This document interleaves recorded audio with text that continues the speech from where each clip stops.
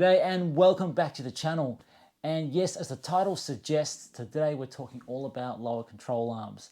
First, we're going to talk about, well, why you want to change your lower control arm, what's wrong with the one that you've got on there, the different options you've got available and why you may want one over the other. Then, well, we're going to look at these. We're going to open that up, talk about lower control arms. Anyway, let's get on with it. All right, so let's open these up. Hello.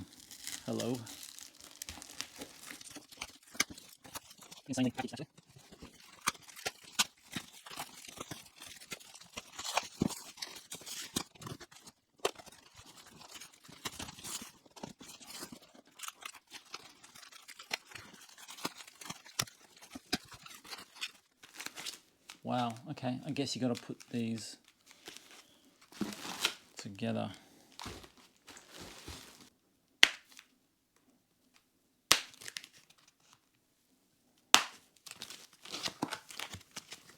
Oh, oh yes.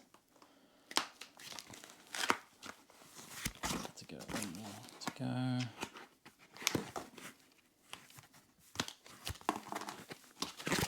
One more.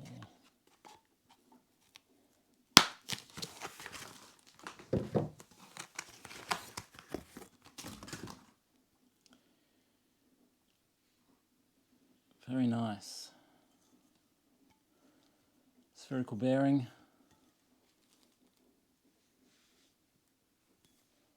Awesome. So I won't open both of those because obviously they're just going to look the same. Let's have a look at the rest of it. Back to the knife.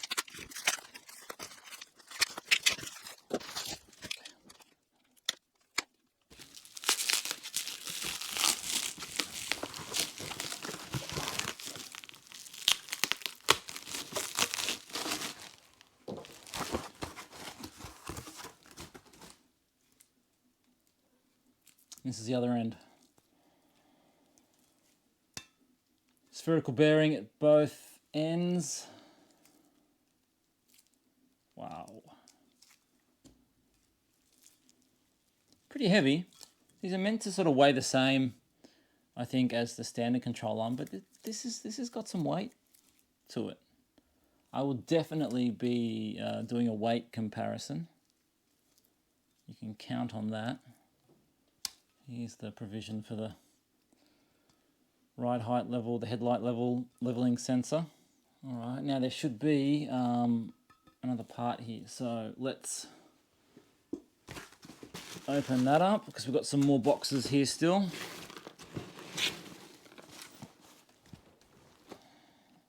Let's have a look here.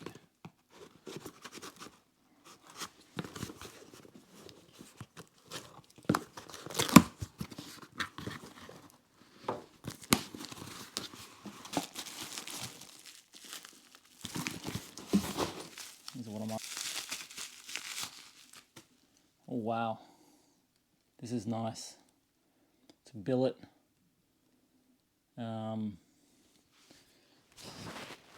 This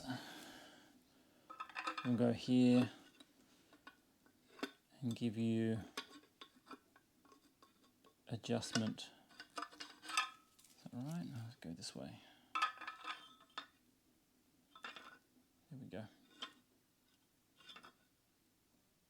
So yes, things are getting a little bit serious with the GTI. Yes, these parts will definitely introduce NVH, 100%. The question is how much? And that I don't know, but we're going to find out. I'm pretty happy with how it is at the moment. It's definitely an acceptable amount of NVH with sort of the, poly bushings in the front. Spherical bearings in the strut tops with the white line hats with the Bilsteins, and it's fine. It drives really, really well. This, will it tip it over the edge? Maybe. But let's see, it's all fun. All right, now to understand lower control arms and what they do, we've first got to talk about camber and caster, because literally they are, with one exception, the main reasons why you want to change lower control arms. The other is you want to take out some of the slop and improve the driver engagement. And we'll go through, when we're going through the different LCA options, I'll advise the one that gives you that and no other geometry changes. But most lower control arms that you get are going to make for geometry changes to your car in the form of more negative camber and more positive caster. Now, negative camber is something that most people will be really familiar with, right? It makes your tires go like that, right? Stance boy style. That's one extreme of negative camber. Negative camber is one of the, I guess, shortcomings of the platform. These cars come with not even 1 degree of negative camber in the front end and no means to adjust it.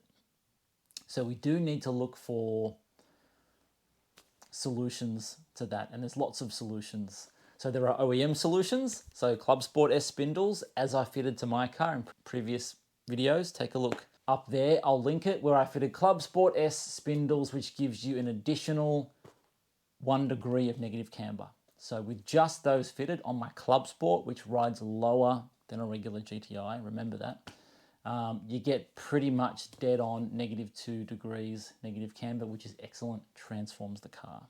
Fantastic option. If you want more than that, or they're an expensive option as well, and the parts are getting more expensive. Since I started selling them, like whatever it was, 18 months ago or whatever, like the price has risen by somewhere between 50 and 100% on those parts. All the Club Sport S parts are getting more expensive, or you can't buy them at all. That's a bit of a tangent. So it's an expensive solution, but there are others. Top hats, suspension strut tops, let's call them that. Strut tops that are sort of offset, that give you more negative camber. There are ones that are adjustable, like the Verkline, if I'm pronouncing that correctly. Allows you to adjust the amount of camber up top. I'm not sure if they do caster. I'm sure someone will let me know in the comments. They definitely do camber. Not sure if they do caster. The white line ones that I have do both geometry changes to camber and caster. So let's talk about, we understand what camber is. It makes the wheels stick in more, and you can either do that up the top by pulling the strut in, or you can do it at the bottom by on the lower control arm by pushing the wheel out, or on the spindle like the Club Sport S spindle does, which is, I guess, just kind of pivots it in the middle.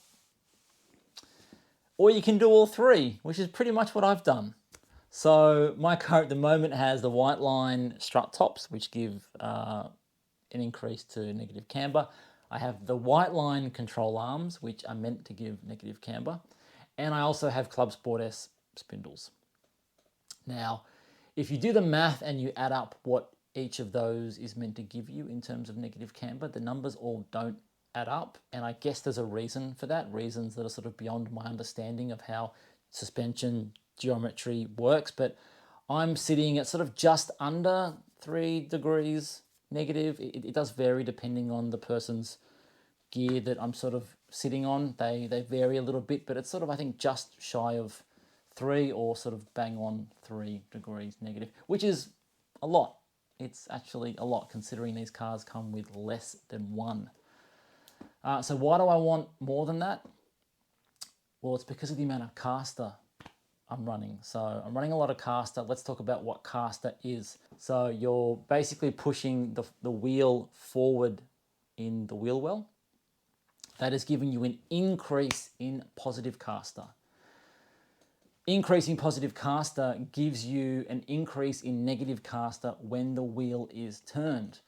And on a track, that's actually where you want it. You want it when you're turning. You actually, in a perfect world, we would have no negative camber. And when you turn the wheel, that's when you want more, right? Because you load up the outside of the tire, You don't want it to roll over. You want it to have negative camber when you turn, to maintain the maximum contact patch and to prevent rollover or excess sort of tire wear on the outside of the tire or the sidewall. That's why you want it. But the problem I have is now I have a little bit too much caster. So these cars come with factory, I think about 7.5 degrees caster. Someone will correct me if I'm wrong. I think it's about 7.5 degrees.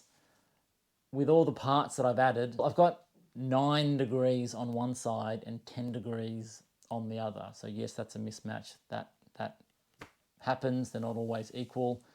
And there's no real way to fix it. So 10 degrees is way too much. That's what, not too much, but it's causing too much rubbing. So what I'm going to do is I'm going to trade some of that caster. So I'm going to, in effect, dial the caster back. And with these Verkline parts, I'm going to actually have the ability to even it up now as well, to get even caster on both sides.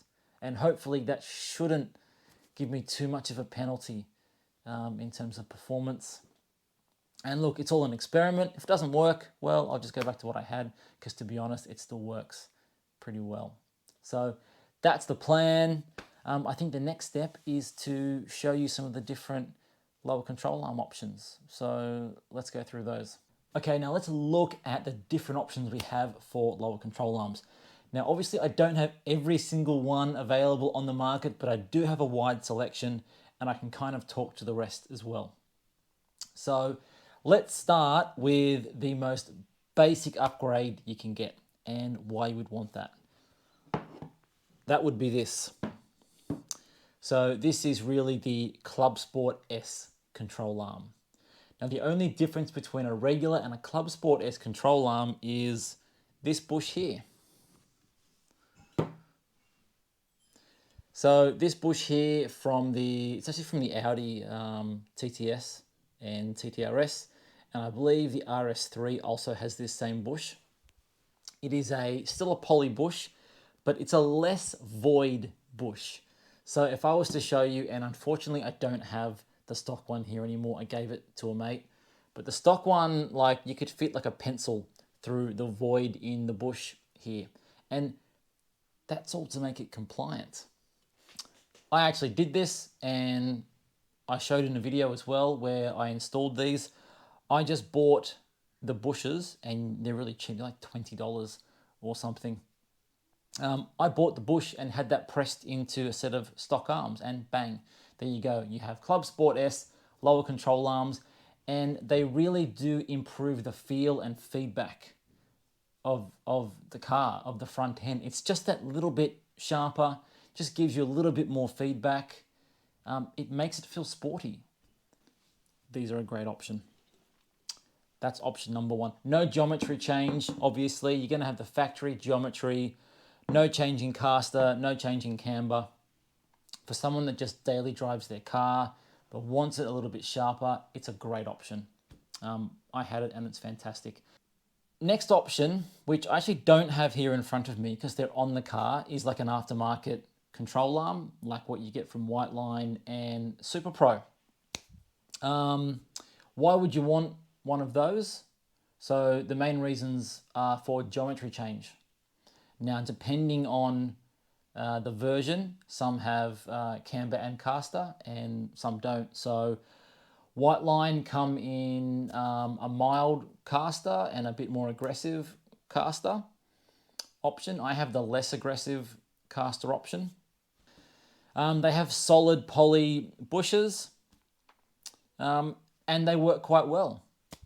I know that the Super Pro one, the latest version, I think has really minimal caster increase. So that's probably a good option. Downside are they're a little bit more expensive than Whiteline and they're really hard to get. I know here in Australia it's like a 6-month wait to get Super Pro arms, whereas Whiteline you can just buy them. That's option number two, aftermarket arm that gives geometry changes, that's made out of aluminium, so you get better rigidity, they're lighter, it's a great upgrade. Left field kind of choice is these. So This here, it looks really like a Super Pro or white line arm, but it's not. It is off an Audi TTS. So this is an OEM part. And if you have a look here, you'll notice how familiar this looks. These bushes are identical. They are exactly the same. So why would you want these? Well, firstly, what's different about them? Firstly, they're made out of aluminium. They look great. They're really light, and I will weigh them in a sec. And they do give you geometry change. Now, the main way that they do that is through the ball joint. So this is really cool. You can pop this on like that, and this goes up and this moves to change your camber. All OEM. This is an Audi part. This is the Audi ball joint. See, we've got the Audi symbol on there. They do not work on the pressed steel arm. They do not work. Look, I will show you. You cannot use this ball joint. It doesn't work. The pattern's different. Basically, the holes don't line up. It's the easiest way to show it. See, they don't line up. You can't get all three in there at the same time. It doesn't work. Can't do it. That ball joint will only fit that arm.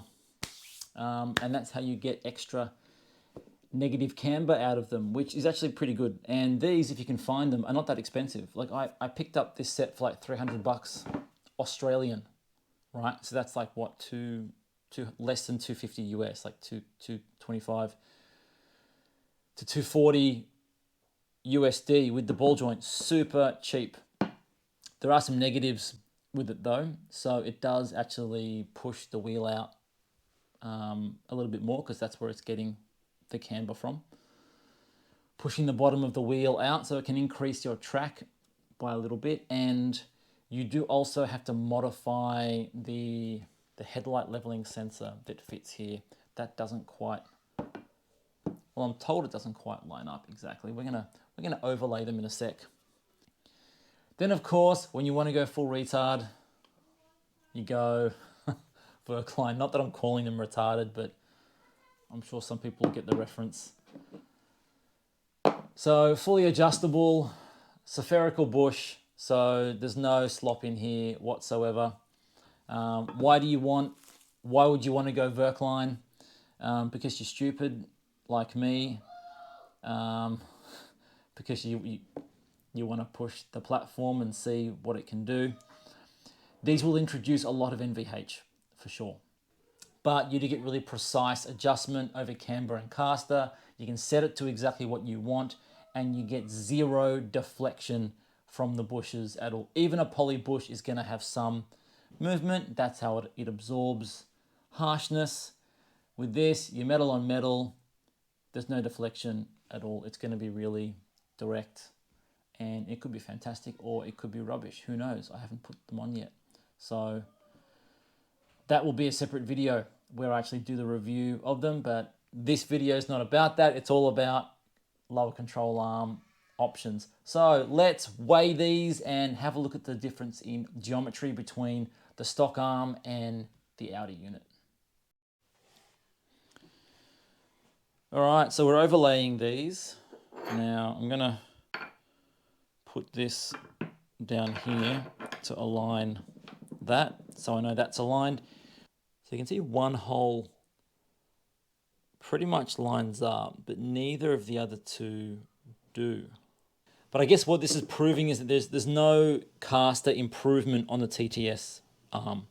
It's either the same or it's less. I mean, it's probably the same, I would say.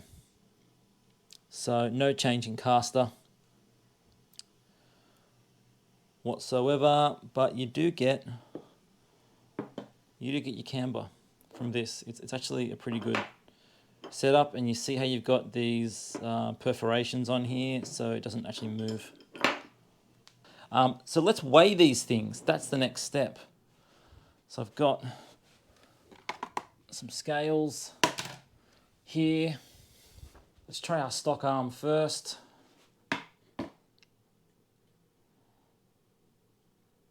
So 3 kilos. Of course, that's not including the ball joint, so I'm going to do the same and not include the ball joint on the Audi unit.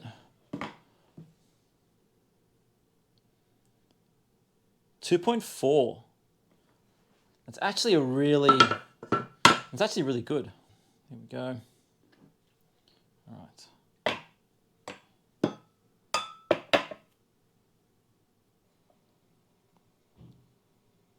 3.1, that flashed up.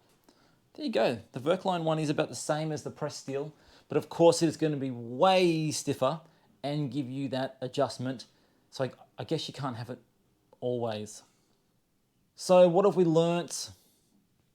What have we learnt there? What was I trying to help you guys with? It's, I guess, to inform you what the different options are in terms of lower control arms, why you might want one over the other, right? So just to, I guess, review, you want to go for the bush only and the OEM path if you really want no increase in NVH, but you want a little bit better driver engagement. You want the car to be a little bit sharper.